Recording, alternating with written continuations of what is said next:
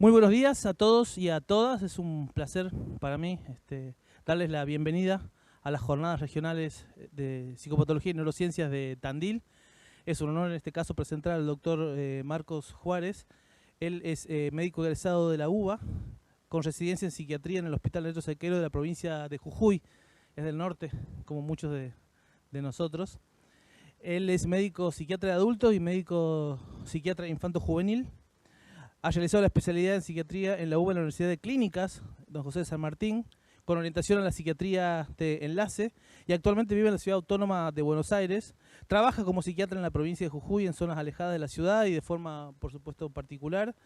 Y tiene antecedentes de investigación en distintos escenarios. Es ayudante docente de primera de la Cátedra de Anatomía, es pasante de investigación de la UBA y del CONICET, investigador de la Universidad de Texas, a cargo del doctor Erasquín, y supervisor de las residencias en la Ciudad Autónoma de Buenos Aires, en provincia de Buenos Aires y en algunas provincias del norte argentino también, así que va a ser un placer escuchar la conferencia Clínica de la Psicosis, Psicopatología y Revisión de aquellas llamadas psicosis orgánicas crónicas. Doctor, muchas gracias. Bueno, ¿qué tal? Muy buen día a todos. Muchísimas gracias por estar del otro lado de todo lo que confiere a la virtualidad. Bueno, estamos acá ya, como dijo Guillermo, estoy hace un tiempo en la ciudad de Buenos Aires, me he quedado, así que medio que vamos quedándonos ahí. A ver, vamos pasando. Por acá.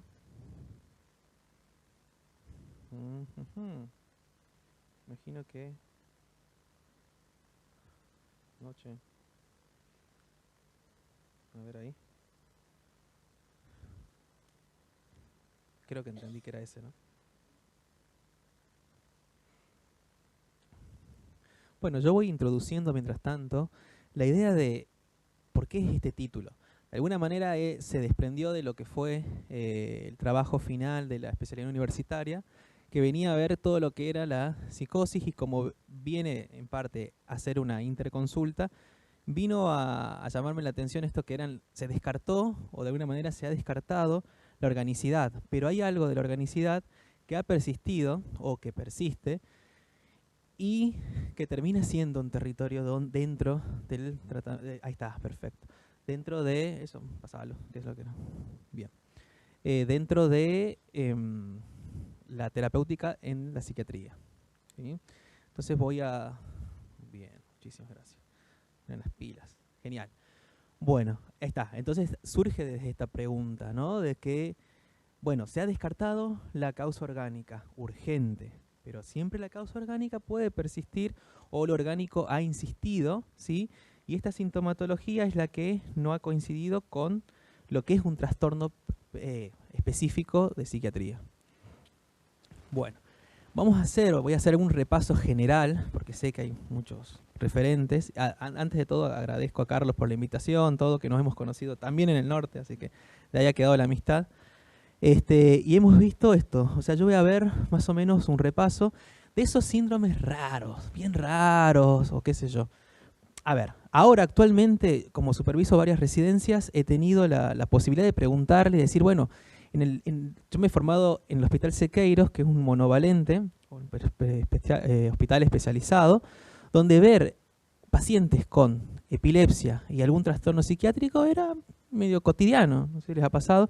Bueno, es muy distinto ahora que están los hospitales más generales, y la epilepsia es como, no, listo, se va a neurología, y el psiquiatra es como que tiene que ver algo, no puede tocar ningún psicofármaco de la cuestión más epileptogénica.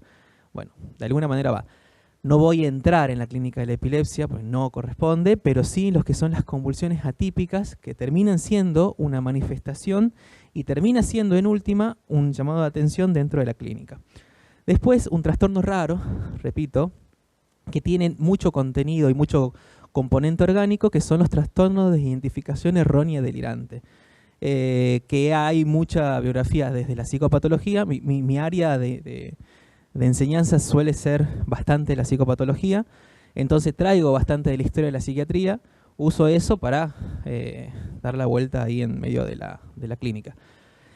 Bueno, están los síndromes conocidos, el síndrome de Capgras, de Fregoli o de intermetamorfosis, y el doppelganger, que son síntomas o signos específicos, o síndromes mejor dicho, específicos pero por sus presentaciones de alucinaciones y su presentación clínica, donde la mayoría, el más frecuente es el síndrome de Capgras, pero la mayoría tiene detalles clínicos o sutilezas clínicas que hacen pensar primero en una cuestión orgánica, ¿sí? En una cuestión orgánica persistente.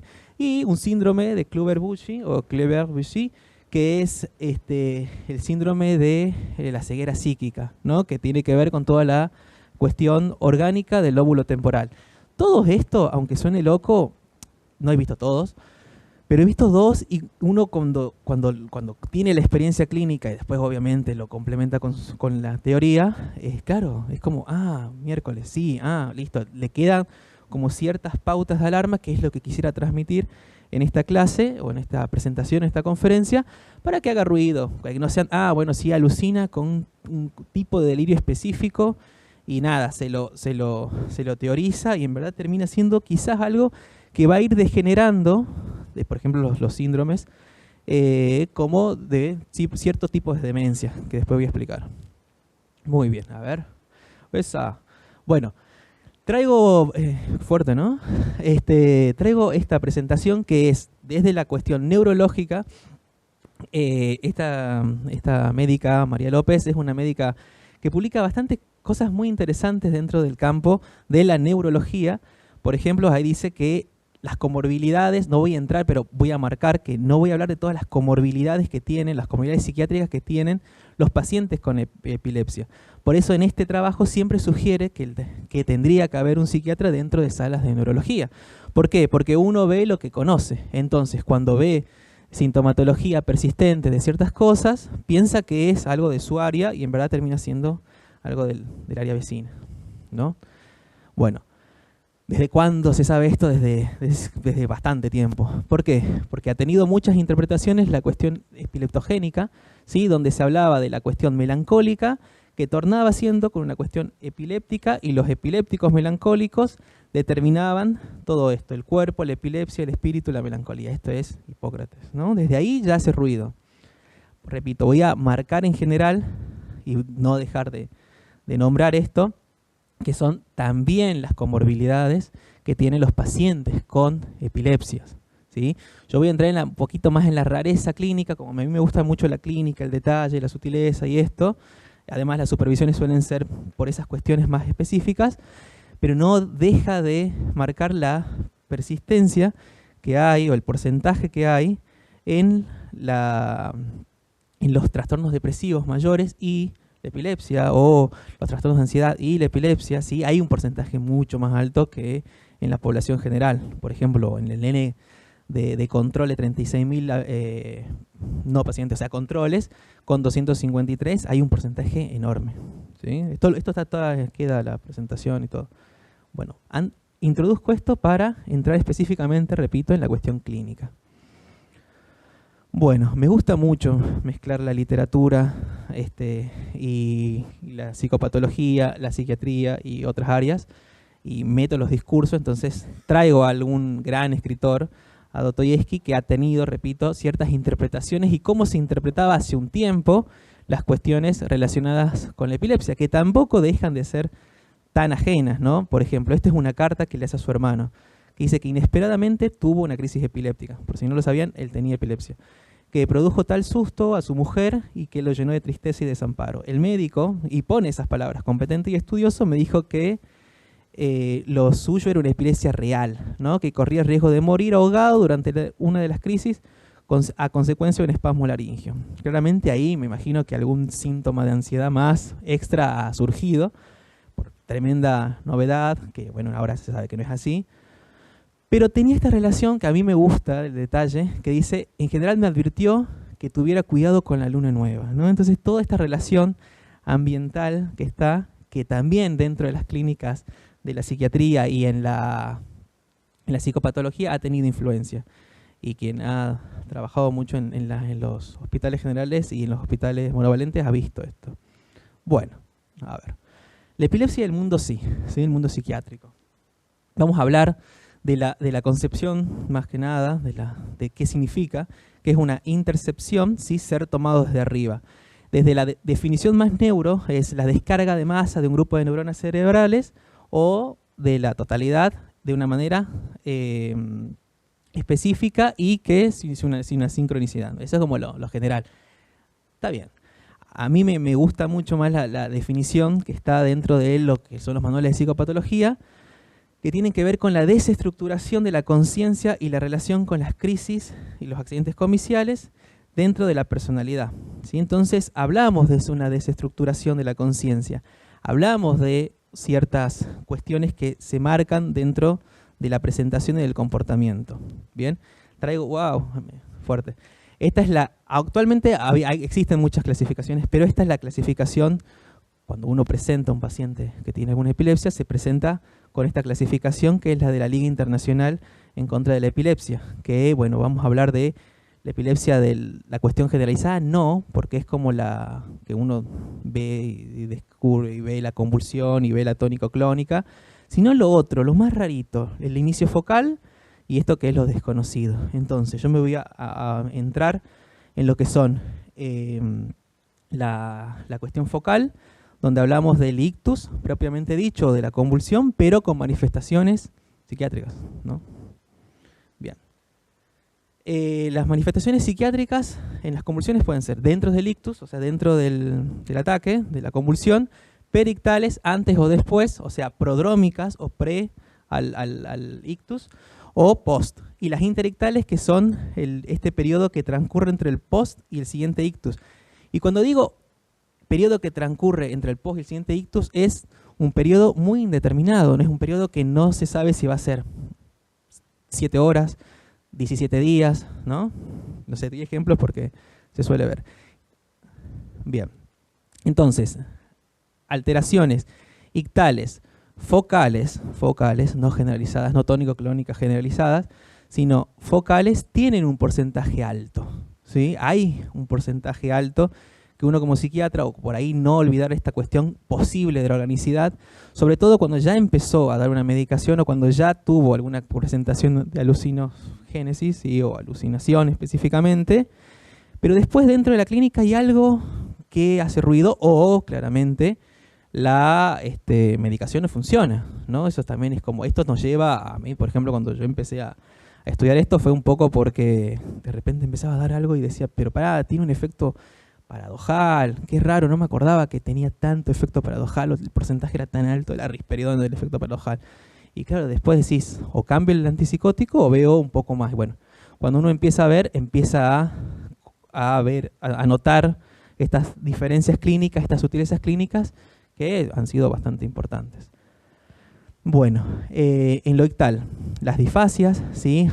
Puede ser a nivel de lo que es la cuestión del lenguaje, ¿sí? Pueden haber alteraciones muy específicas, o como también pueden haber alteraciones muy específicas en el sentido de una desarticulación del habla, donde se nota que hay una desorganización del lenguaje, o bastante sutiles, repeticiones, ¿sí? Las dismenesias, que serían como unas distorsiones de los recuerdos.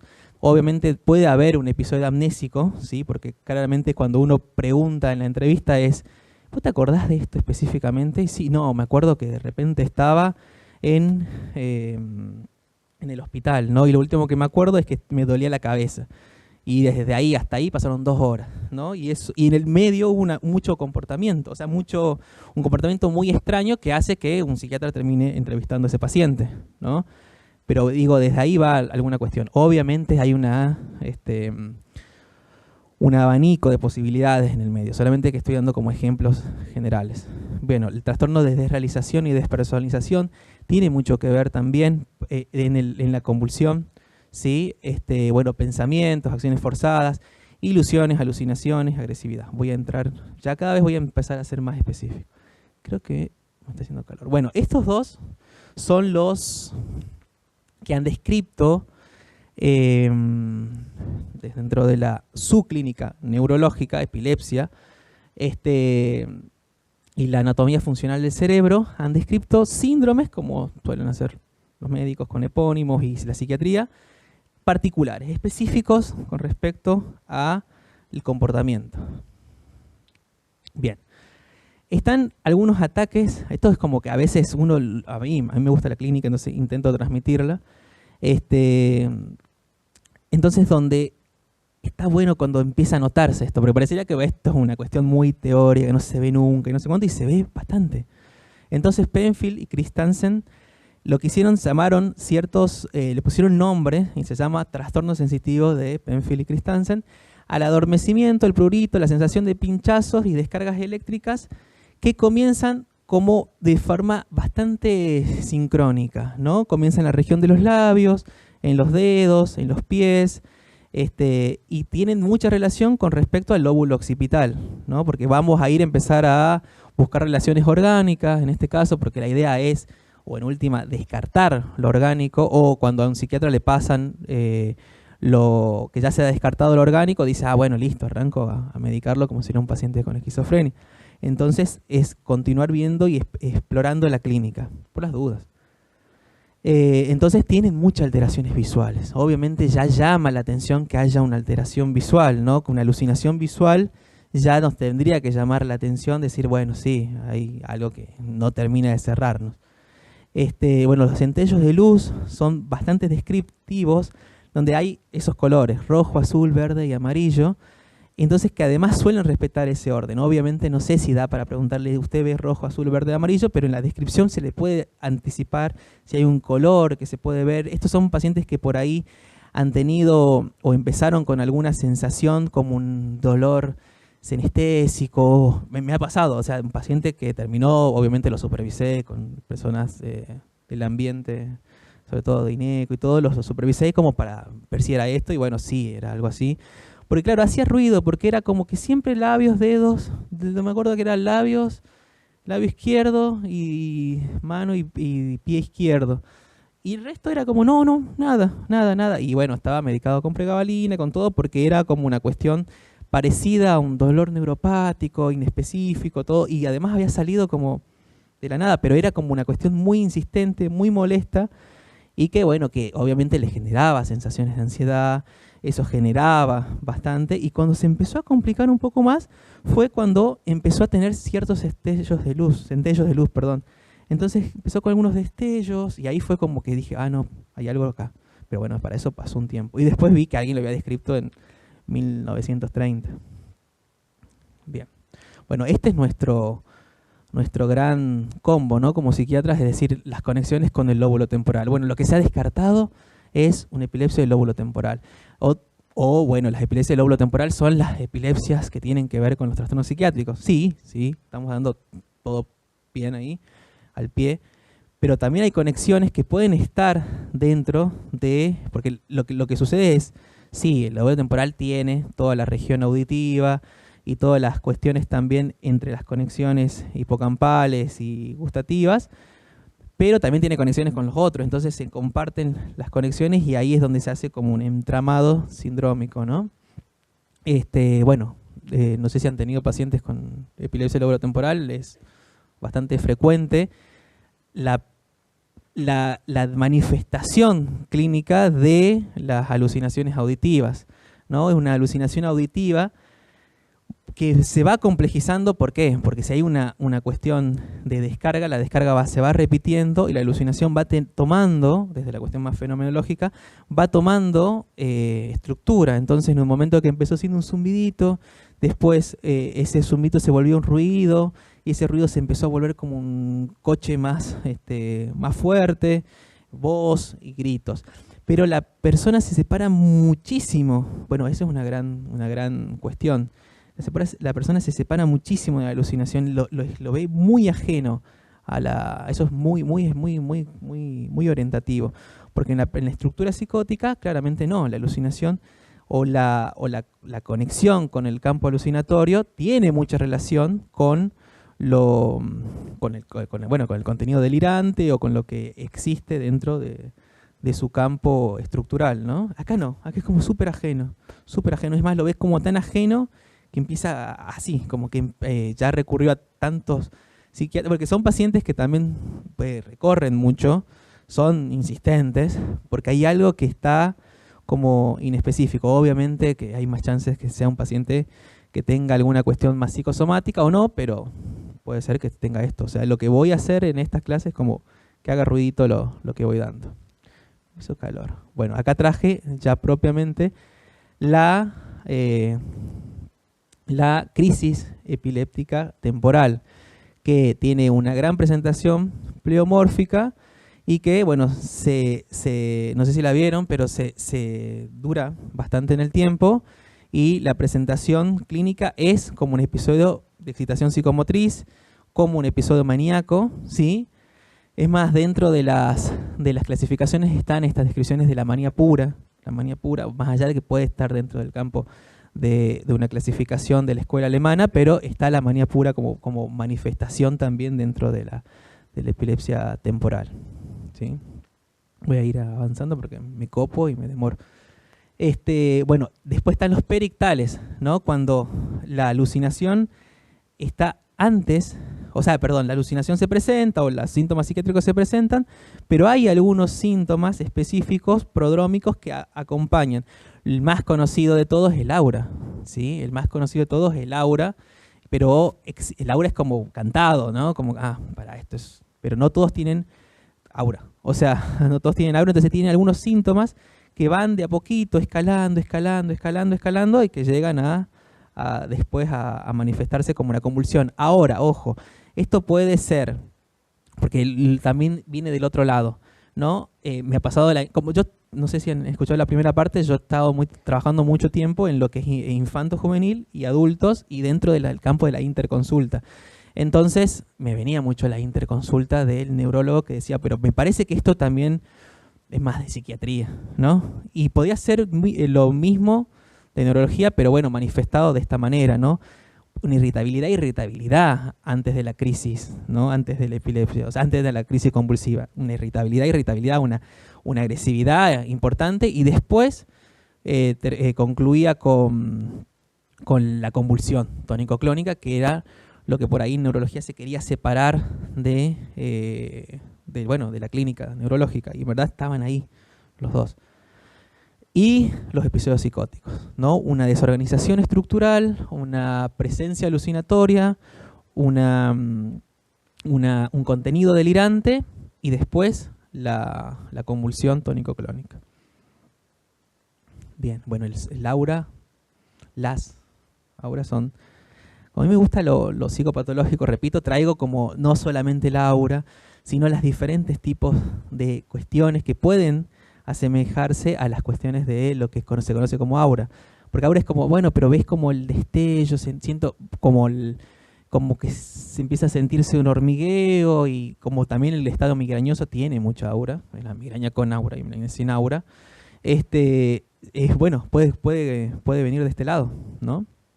Entonces, las auras vegetativas, las olfato-gustativas y las auras psíquicas. Bien, cada una puede tener relaciones específicas focales de lo que es el lóbulo temporal. Suelen tener, por eso es orientativo cómo es el aura, ¿no?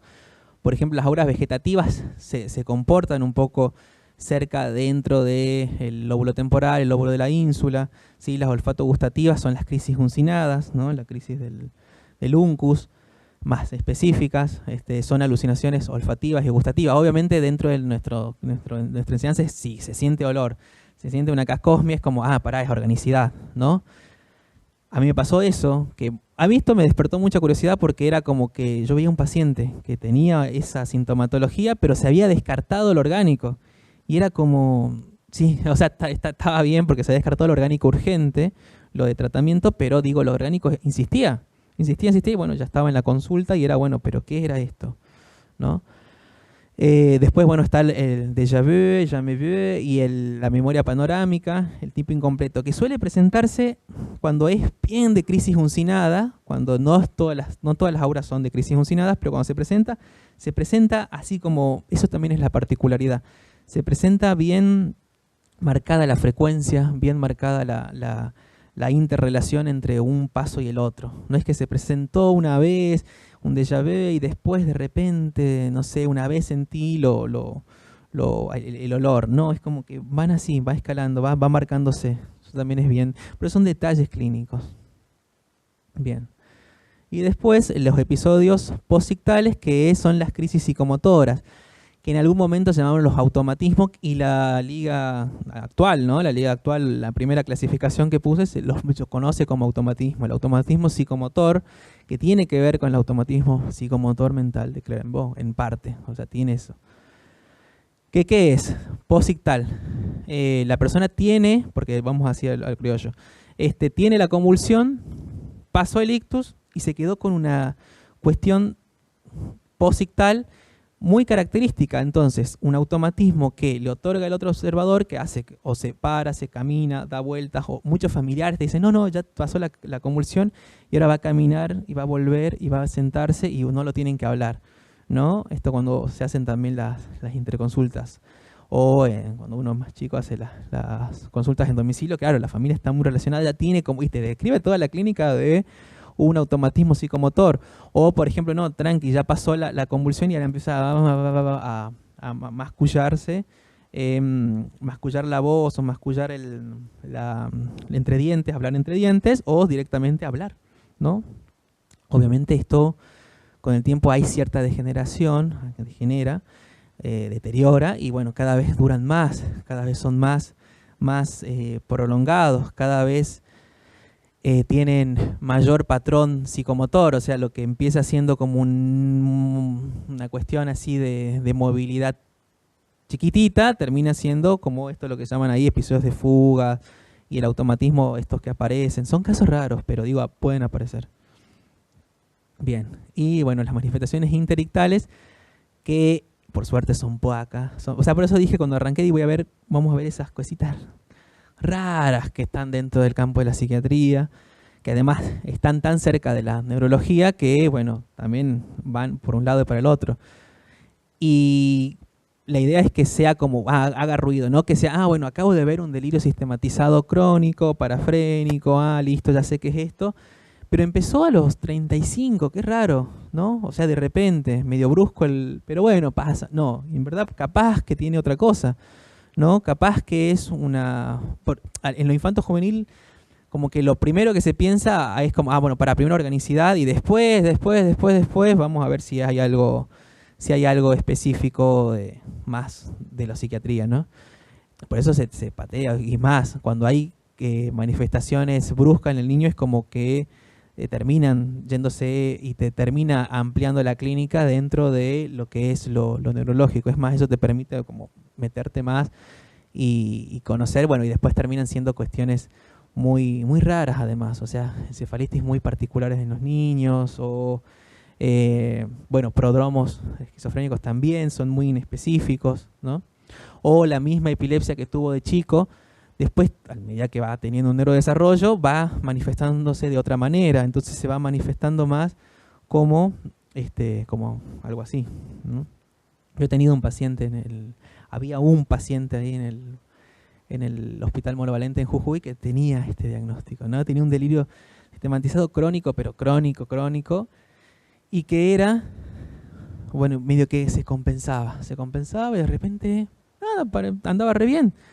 Y claro, yo en un momento decía, eso que hace un residente, ¿por qué está tanto medicado? ¿Por qué tiene la motrigina, valproato, carbamazepina? ¿Por qué? ¿Viste? Si está tan medicado, qué sé yo. Bueno, no lo hagan, o háganlo y sabrán las consecuencias de decir, bueno, voy a ir bajando un poquito porque me lo pasaron a mí para que lo siga. Y claro, tuvo una convulsión, y apenas post-convulsión, o después entre la convulsión y la otra convulsión, se presentó todo un delirio sistematizado acerca del tema delirante, era convicción total, acerca de en contra de la medicación, y con todo lo que era un delirio paranoico, o sea, con todo lo que implica la sexualidad, con todo lo que implica la persecución de su familia. Ahora voy a entrar, porque además era como muy él o sea, como que me permitió como ampliar muchísimo la clínica, y después compensarlo fue llevó muchísimo tiempo, y bueno, estaban todos agradecidos conmigo, pero de alguna manera estuvo como mucho tiempo bueno, mucho tiempo, meses, con el delirio. Y era un delirio sistematizado psicótico impresionante que se había manifestado después de la convulsión tónico-clónica. La convulsión había aparecido, dije, uy, ya está, se compensó. Y empezó a progresar. Empezó como todo delirio, sistematizado, a traer cada vez elementos de la realidad para convertirlos en cuestiones más delirantes. O sea, todo, empezar la sobreinterpretación, todo. Era riquísimo dentro de lo clínico psiquiátrico y psicosis, pero claramente de un componente orgánico zarpado. ¿No? Ya me salió así como malo. Bueno, y ahora sí, ¿y por qué lo conecto con esto? ¿Por qué? Repito, son bichos raros, son cuestiones, estos síndromes son así, cuestiones muy raras que tienen que ver con la cuestión psicopatológica, que tienen nombre y apellido de la cuestión psicopatológica y que se han relacionado mucho con cuestiones orgánicas. Y las cuestiones orgánicas no es solamente una alteración del medio interno donde se ha descartado lo orgánico, que también puede tenerlo, sí, no estoy diciendo que no, sino lo persistente, lo que persiste, lo que vuelve a repetirse. Cada vez que tiene una convulsión, después se repetía un tipo de, porque además era esto, un tipo de cuestión delirante específica, y era otra vez eso, y era otra vez, bueno, está descrito. Este tipo, este doctor, Femi Oyebod, es, ya me voy soltando y voy ya como... Femi Oyebod es un psiquiatra muy conocido en Inglaterra que trabaja mucho con la psicopatología y mete toda la psicopatología antigua, todo lo que es lo histórico, lo clasifica y lo pone dentro de lo actual, ¿no? Que es lo que nos compete. Bueno, y estos síndromes se llaman síndrome de identificación errónea delirante. Tienen la incapacidad de registrar la identidad de algo, ya sea un objeto, evento, lugar o incluso la persona.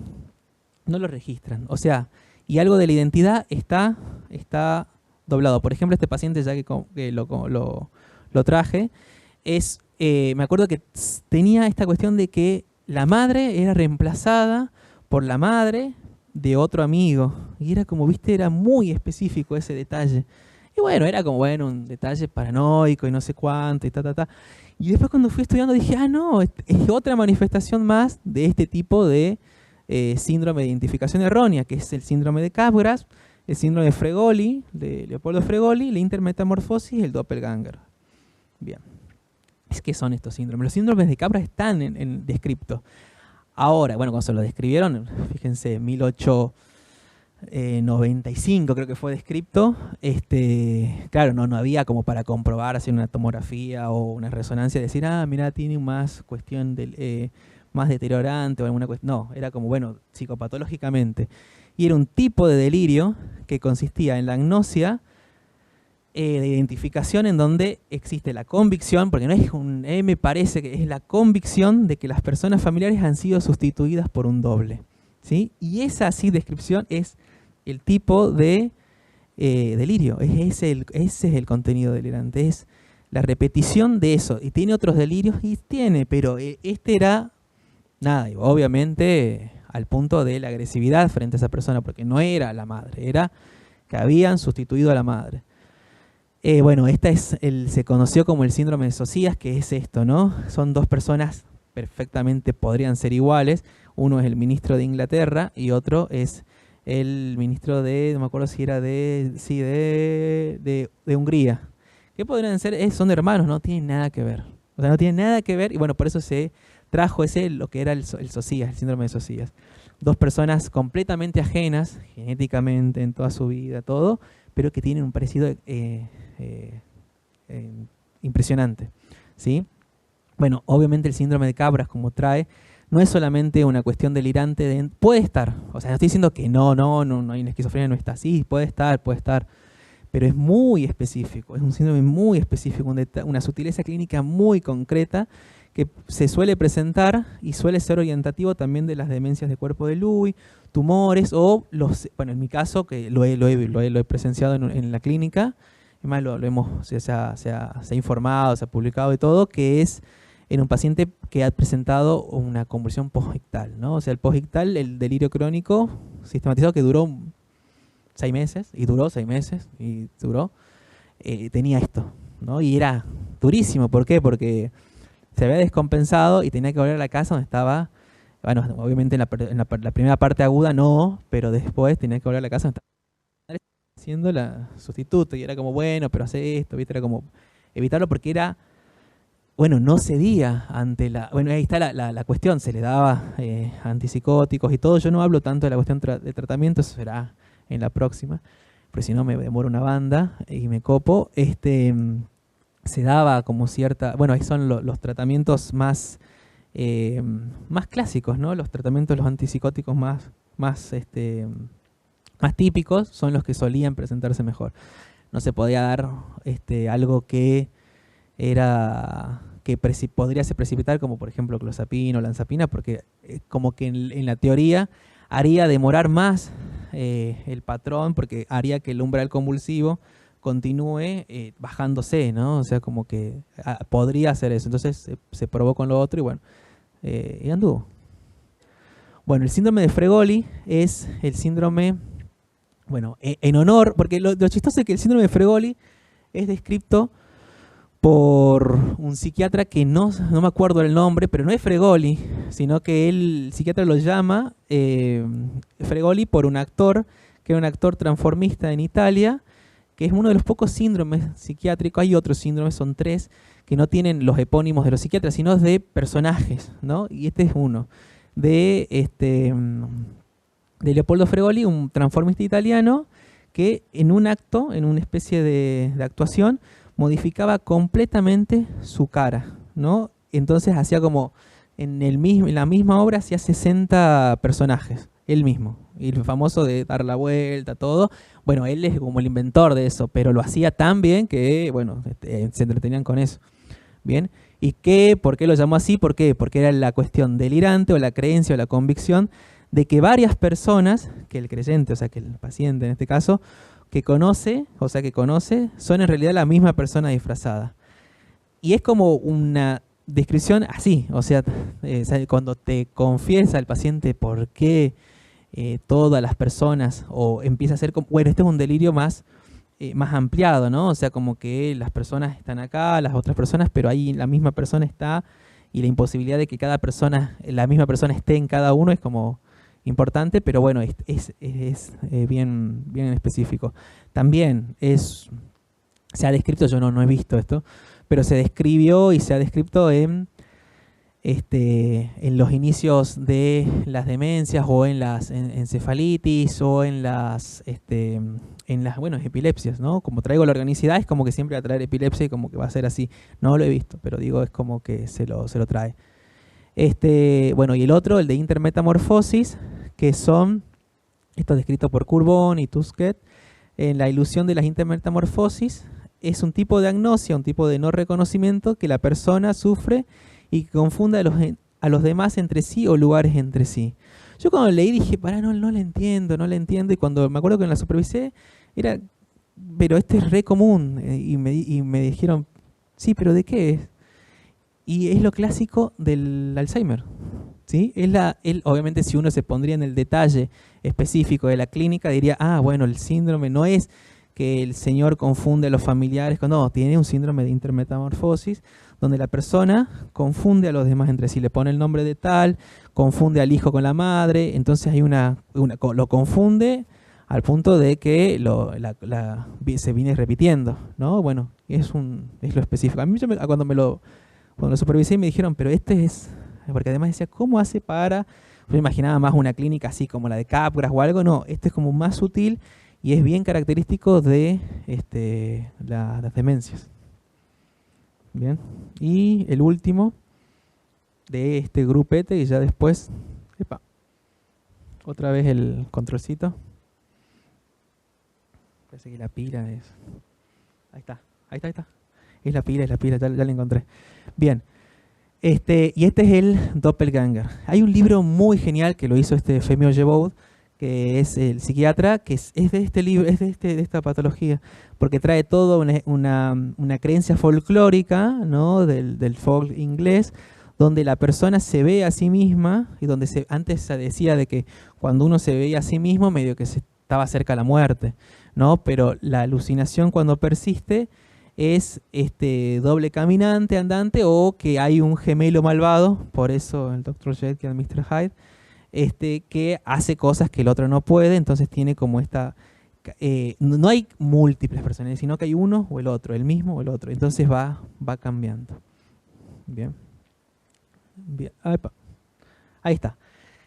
Esto me pareció fantástico porque lo encontré y es como que me resumió bastante y parecería como, ¿cómo es esto? Bueno, la persona ve en el síndrome de Capra la persona y es reemplazada por otra, ¿sí? Esta persona en el síndrome de Fregoli ve a diferentes personas, pero son reemplazadas por la misma, todas las personas que va conociendo. Hay como un persistente cuestión paranoica con una insistencia.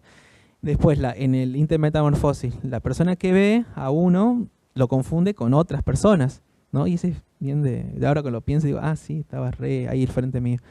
Y el síndrome de doble subjetivo o el doppelganger es la persona se ve a sí misma, ¿no? Son alucinaciones bien específicas. Bien. Y ya para cerrar de a poco, y cerrando con esto, lo traigo porque me ha tocado, bien, me ha tocado, justito, fantástico. Lo traigo porque me ha tocado ver este paciente y de ahí es como inolvidable. El famoso síndrome de Kluver-Bucy, no sé si lo vieron o no, Kluver-Bucy, que es la ceguera psíquica, ¿no? Yo me acuerdo que lo había estudiado en fisiología y era como algo raro y no sé qué, y era un paciente que tenía fugas, pero a la vez tenía una particularidad. Bueno, después supe que sí está descrito en humanos, están dentro del campus. Son personas muy tranquilas, con personalidad sumisa, ¿no? Cambios de personalidad característicos y que empiezan a presentar síntomas característicos. La hiperfagia, la hiperoralidad, la hipersexualidad, la disociación con la realidad, los síntomas psicóticos, porque por eso estaba viéndolo en aquel momento, yo era residente. Y lo particular es la pérdida del miedo. No sé si se acuerdan, pero estos dos, es Kluver uno y el otro es Bucy, lo que hicieron eran, a los monitos les sacaban los temporales y se daban cuenta que estaba la amígdala ahí adentro y de repente no tenían miedo, le ponían una víbora y se ponían a jugar con la víbora, los comían, todo. Ese experimento se hizo, era terrible, pero bueno, de ahí se supo que la amígdala regulaba la cuestión del miedo, ¿no? Bueno, esto, no le hacen eso o alguna cuestión más. En el caso que yo conocí, no era un tumor ni nada, sino lo que más nos pareció, y como que uno tiene que dar una cierta explicación, la única cuestión era que había tenido un parto con forceps. Entonces, una de las cuestiones que puede hacer es la compresión en ese momento de la cuestión temporal y dañar o raspar de alguna manera el lóbulo temporal, la amígdala, y tener esa cuestión. Obviamente, cuando tenía hiperfagia, hipersexualidad y síntomas psicóticos, había estado con bastantes psiquiatras, era una adolescente, ha estado con bastantes psiquiátricas y tenía periodos de fuga, ¿no? Entonces parecía más un trastorno de la conducta, a la vez una cuestión bulímica, pero era como muy inespecífico hasta que, claro, empezó a salirse y sabía algo que a mí me acuerdo que me había llamado mucho la atención, era eso, que no tenía miedo, porque una chica de un barrio del centro que se iba y se deambulaba y se iba a lugares pero re peligrosos y no había miedo, no había nada. Y era muy característico porque, claro, en un momento se daba cuenta que estaba ahí y bueno, ahí se acercaba una vecina y ahí empezaba. Obviamente todos decían, che, pero era re obvio que era una cuestión media epileptogénica o algo, pero bueno, no, costó bastante hasta que porque al principio parecía todo un comportamiento de conducta, ¿no? Bueno, los síntomas, esos son los síntomas en humanos, ¿no? Pero estos son los síntomas más específicos. Una agnosia, una imposibilidad de reconocer, me acuerdo que no reconocía el rostro, yo la vi en un momento de eso, y era claro, se perdía, ¿no? O tenía una cuestión así bien característica que la hipermetamorfosis, que estaba mirando y cuando las veía estaba mirándose la mano, y era bien frecuente mirarse la mano. Y después venía y aparecía el episodio y deambulaba y tenía esta cuestión hipersexual muy, muy, muy marcada, ¿no? Y después de esto dormía días, así. Por eso era como síntomas es rarísimo, tranquilo, pero es muy raro, pero eran síntomas muy así de trastornos inespecíficos y a la vez trastornos del ánimo y así. Bien, bueno. Y a modo de resumen, para cerrar, bueno, de alguna manera traje un poco, y la idea es que haga un poco de ruido, esto de la organicidad crónica o la organicidad que persiste, ¿sí? No hablando de una estructura psicótica, o está la pregunta, por ejemplo, en el interictal, ¿se habla de una estructura psicótica? ¿No se habla? Porque de alguna manera persiste, es una cuestión delirante constantemente crónica, ¿no? También dejar tranca que son prácticamente muy escasas las interacciones con psicofármacos, se lo trata como si se trataría de un caso general, y bueno, son cuadros muy particulares, ¿no? Muy particulares. Bueno, muchísimas gracias a los que han venido y los que están por ahí. La bibliografía. Muchas gracias, doctor. Abrimos un breve espacio para preguntas.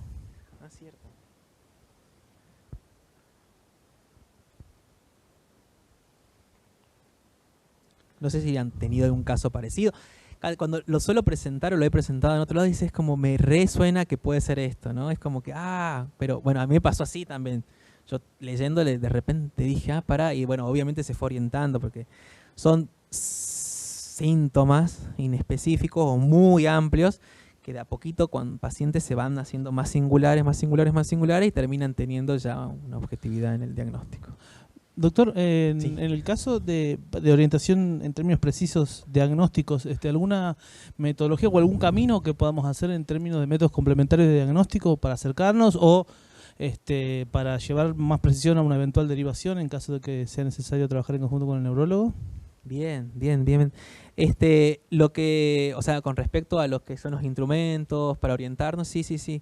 Bueno, muchos de los, por ejemplo, yo lo hice en el paciente, claro, yo me copé cuando después dije que era como súper inespecífico y dije me puse a hacer todo.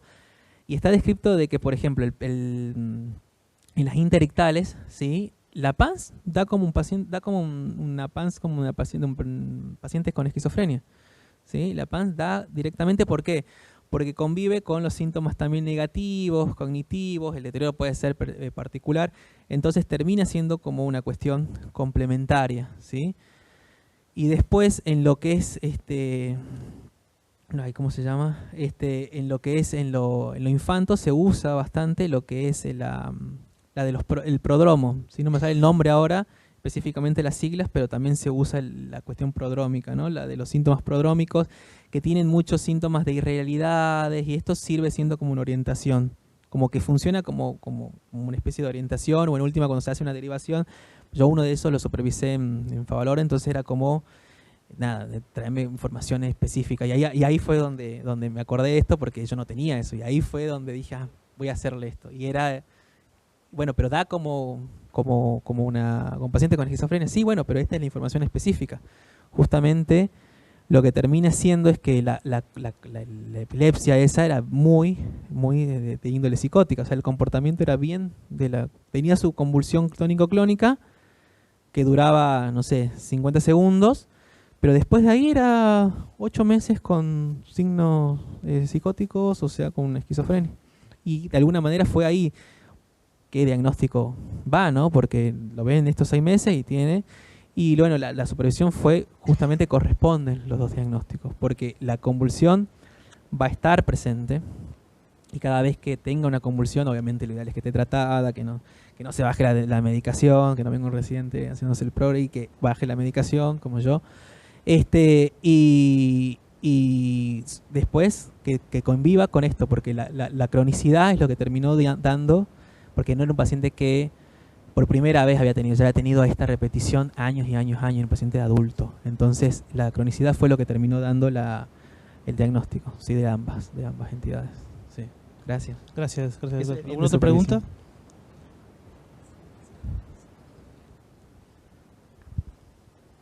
¿Se utiliza algún antipsicótico de primera línea en estos pacientes? ¿Se utilizan? ¿Algún antipsicótico de primera línea? Sí, sí, de primera línea. Sí, obviamente se evita, yo no lo puse ahí porque si no me hacía más larga la clase, pero sí, se evita todas las inas, ¿no? Las clozapina, como la GRAM, porque disminuye el umbral convulsivo, la olanzapina, en orden decreyente, la quetiapina, que es la que menos, pero se evitan todas las inas y se usan mucho los antipsicóticos de primera línea, sí, o sea, los atípicos más típicos, ¿sí? Es más, este paciente, Y ahí usé, y tuvo muy buena respuesta, porque si no era muy insistente, era muy agresivo frente al delirio, la teoridacina, que es como una, ¿viste? Como que decís, mirá, yo empecé a ver la vida media de la teoridacina con este paciente. Y eso, ¿sí? Otra, la trifluperacina, ¿sí? O sea, como que traen esos típicos que son medio olvidados, que se duelen, porque también la idea es que después, bueno, eso también es una buena pregunta, porque una vez que pasó, porque pasó en un momento, se dio esa cuestión tan delirante, ¿cuánto más usó el tratamiento, no? Eso para mí fue como, bueno, ¿hasta cuándo le doy? Pues se refuerza la cuestión, que lo hizo el neurólogo, de los antiepilépticos. Y se dio la dosis mínima constantemente de no quiero decir la marca, pero es la tiroidacina, ¿no? Sí, entonces, bueno, arrancó y... ¿Y en combinación con qué antiepiléptico? Bueno, se evitan los antiepilépticos, o sea, se suelen dar también los antiepilépticos. Eso más que nada lo ha combinado el neurólogo. Fue un tratamiento muy interesante. Se ha usado o se ha evitado los antiepilépticos viejos, o sea, los barbitúricos, la fenitoína. ¿Por qué? Porque son los que también a largo plazo traen mayor persistencia de síntomas deteriorantes, se ha demostrado, y que también puede precipitar síntomas psicóticos. Entonces, en una sintomatología como esta, darle algo así era nada, se usaba lo clásico, la carbamazepina, la oscarbazepina, la presentación de 300, 600 dosis altas, ¿sí? Se usaban dosis bastante altas, de 600, de 1200 para arriba, y el divalproato, ¿no? Pero bueno, lo que tardó en acomodarse más que nada fue la cuestión más delirante. Sí. Hace 15 días más o menos recibo un paciente que había sido tratado en un infanto juvenil con diagnóstico de epilepsia, medicado con divalproato y con diagnóstico de depresión. Yo lo que noto, o sea, estaba medicado con divalproato, lo que tiene son ausencias breves, muy breves, y con sertralina. Esta era la medicación indicada. Y lo que yo noto es, lo vi una vez, ¿no? Tiene 20 años, está medicado desde los 14 años aproximadamente, y es abulia y tendencia al aislamiento, que yo no sé hasta dónde esto tiene que ver con lo que fue definido como depresión, ¿no? Si no hay algo más, que es no tiene delirio, por lo menos no los noté hasta ahora, o sea, era muy, estaba tenso, o sea, cambió de un psiquiatra a otro y bueno, le costó, incluso eso es lo que noté, ¿no? La dificultad en la interacción conmigo. Bueno, está citado para 15 días más y veremos cómo sigue, pero yo lo pensé, o sea, algo me hizo ruido como para pensar que podía haber algo más. Claro. Es común este tema de la depresión y aparte tantos años de tratamiento, ¿no? Y que siempre persistan. Él se levanta por obligación, cumple tareas, hace un taekwondo y nada más. O sea, no hace nada más. Bien. Sí, en una de las primeras presentaciones, no lo traje acá porque después me metí en esto, en las sutilezas de las diferencias clínicas, pero sí, las comorbilidades de los trastornos del ánimo y los trastornos de ansiedad dentro de la epilepsia son los más frecuentes. Son los más frecuentes, son los más insistentes cuando están, ¿viste? O sea, bueno, estaría bueno ver si esto es así, ¿no? Porque puede ser también mismo de la cuestión personalidad, porque hay un fondo que se llama el fondo psicasténico, que estaba más en la cuestión obsesiva, pero también está dentro de la personalidad de la persona con epilepsia, que después se va haciendo esta personalidad adherente, ¿no? La famosa, esa psicopatología que sea la personalidad viscosa y esas cosas, bueno, claro. Bueno, si se desprende ahí, es como que más puede tener comorbilidad. O sea, puede estar conviviendo una depresión, una distimia dentro de la epilepsia. Pero también, ojo, puede haber algo propio, característico, postictal, no sé cuándo habrá sido su última convulsión, pero pudo haber sido algo postictal que persista dentro de la cuestión del ánimo, ¿no? Y va a ir cediendo solo. Y ya que estamos alguna vez Thompson lo dijo como que no importa el antidepresivo, o sea, como que ya cada uno dice, pero yo vi que la fluoxetina y la carbamazepina interactúan las dos. No, ese como que no importa. Lo importante es que de a poco se vaya titulando la dosis, o sea, de bajito a alto, como que es la única advertencia. ¿Alguna pregunta más para el doctor? ¿Qué experiencia tiene con el levetiracetam, que tanto se utiliza en el campo de los neurólogos, ¿no? Bien, sí, bueno, yo no lo utilizo porque hay un síntoma o un signo que pumba un efecto adverso que puede ser, precipita los trastornos depresivos. O sea, porque después hay una columna de los antiepilépticos que tienen efectos psicotrópicos dentro de la cuestión. Por ejemplo, el levetiracetam, aunque irónicamente se utilice como estabilizador, también tiene una precipitación para la depresión, ¿no? Se sabe eso. También habrá que ver, habrá que ver con divalproato estaba, ¿no? El paciente que nombraste. Claro, bueno, en ese no, ese es como que es uno de los recomendables. Por ahí el topiramato, que no se utiliza tanto, menos todavía que el epiléptico, también tiene una tendencia a la depresión. Pero bueno, sí. Doctor, muchas gracias. Gracias Muchas gracias a a todos por todos. compartir la primera Me encantó. conferencia de la mañana. Sí, gracias por venir porque es la primera de la mañana.